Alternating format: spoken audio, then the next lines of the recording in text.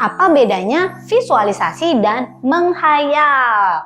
Jadi teman-teman, banyak nih yang nanya kayak gini di komunitas kita, dan hari ini saya akan ngebahasnya untuk teman-teman semua.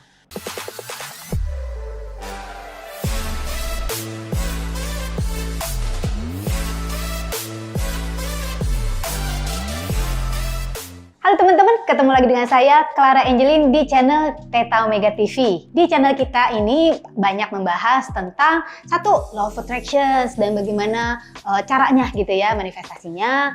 Dua, membahas tentang money management dan juga tentang money magnet. Ya, karena ini dua hal yang juga sangat penting. Tiga, juga membahas tentang healing atau karena ini semua berhubungan. So, buat teman-teman yang baru, welcome dan consider untuk subscribe. Thank you ya. Dan buat teman-teman yang lama, let's get into it. So, teman-teman di komunitas kita nih, ngomong-ngomong teman-teman bisa join komunitasnya free ya. Cek link di bawah ini. Ada pertanyaan tentang apa sih bedanya visualisasi dan menghayal. Nah, teman-teman, ini topik yang sangat bagus banget sehingga akhirnya saya pikir lebih baik saya angkat di video. Sebenarnya dalam prosesnya itu sama. Ya, visualisasi menghayal kamu pakai pikiran kamu untuk menggambarkan sesuatu. Tetapi yang membedakan adalah apa yang kamu lakukan dengan yang kamu imajinasikan itu, ya. Jadi visualisasi dan menghayal dua-duanya pakai imajinasi, ya. Tetapi bedanya seperti ini. Kalau kamu menghayal, ya, latar belakang feelingnya atau pemikiran kamu adalah ini hanya my escape game.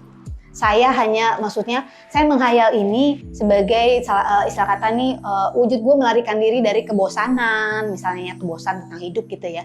Tetapi visualisasi adalah menggunakan pikiran kita sebagai cara gitu ya, sebagai cara untuk memanifestasikan atau mewujudkan apa yang kita mau.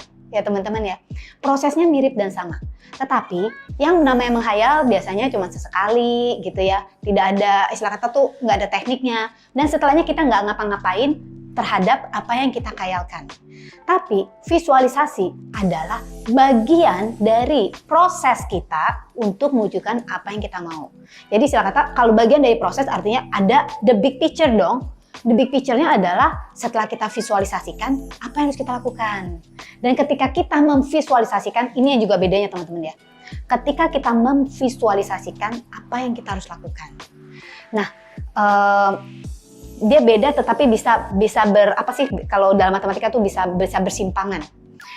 Visualisasi itu kita tujukannya untuk we get the feeling ketika kita mendapatkan apa yang kita mau, ya. Jadi istilah kata secara sengaja kita melakukan proses visualisasi untuk mengarahkan diri kita, otak kita dan perasaan kita ya terhadap apa yang kita mau. Kalau menghayal, kalian juga tahu, menghayal kadang-kadang kita dapat feelingnya juga kan, ya kan? Bisa dapat feelingnya juga. Tapi kalau misalnya setelah menghayal kita nggak ngapa-ngapain, ya terus gimana caranya untuk dapat, ya? Tapi teman-teman, kadang-kadang hanya menghayal aja, hal itu juga bisa datang. Kayak gini, kadang-kadang ya, saya menghayal, gila nih gue lagi kepengen makan siomay, misalnya siomay di tempat tertentu atau bakso. Aduh gila nih gue lagi kepengen banget bakso. Terus di dadaku tuh nggak ada sedikit pun satu pun yang jual bakso gitu ya. Jangan selalu minta gratisan ya teman-teman. Kalau memang kita bisa dapetin sendiri, kita usahakan gitu ya. Tapi misalnya posisinya di daerah gue nggak ada yang jual bakso bakwan. Misalnya bakso bakwan tertentu yang ada bakwannya, terus baksonya mesti isinya bakso mercon, nggak ada. Tapi kita menghayal nih. Kayaknya enak juga kalau misalnya gue hari ini nih siang-siang dingin-dingin gitu ya, lagi hujan bisa makan bakso. Sometimes teman-teman, hanya dengan menghayal seperti itu bisa jadi datang teman-teman. Jadi itu seperti, apalagi kalau kita udah get in tune gitu ya, menghayalnya itu kita lagi visualisasi lagi makan bakso, terus sedap sampai istilah kata liurnya ngalir gitu ya. Nah itu sebenarnya udah masuk visualisasi gitu loh. So maka saya bilang prosesnya tuh sama. Ya, yang membedakan gini.